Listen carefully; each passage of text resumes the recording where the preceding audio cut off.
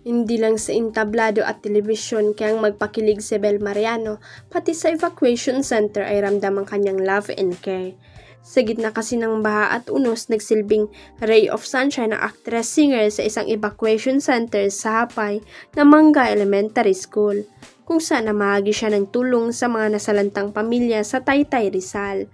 Makikita rin sa isang Facebook post na ang kasama niya sa makabuluhang misyon ang ilang opisyal ng Barangay Dolores.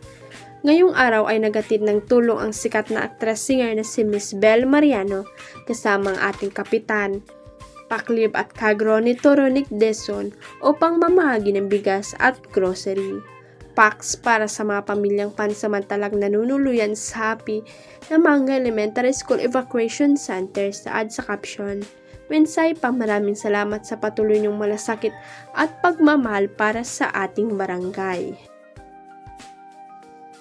Samantala, ang ilang pang celebrities na hindi nagpauling tumulong sa mga apektado ng matinding ulan at baha ay sina Dingdong, Mika Ronnie, Sofia Pablo, Alin Ansay, Aya Domingo, Jess Martinez, Mad Ramos at Arnold Reyes.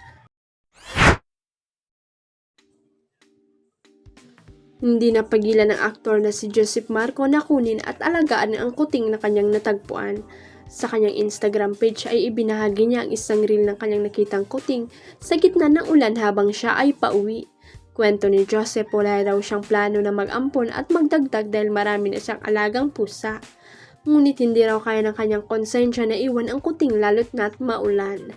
"I was planning on adopting anymore. My hands are already full, but yesterday on my way home in the rain, I saw this tiny kitten lost and all alone," na ni Joseph. Ngunit tila tadhana raw na magtagpo ang landas nila ng kuting kaya kinuha niya ito at inuwi sa bahay. And in that moment, I knew when fate places a little soul in your path like that, you don't turn away. So here we are. Welcome home, little angel. I'm so glad you found me, sabi pa ni Joseph. Umani naman ang komento at samut-saring papuri mula sa netizen at kapwa celebrities ang naturang post ng aktor. "God bless your 100-fold, Joseph." Heart emoji sa ad ni Jonah.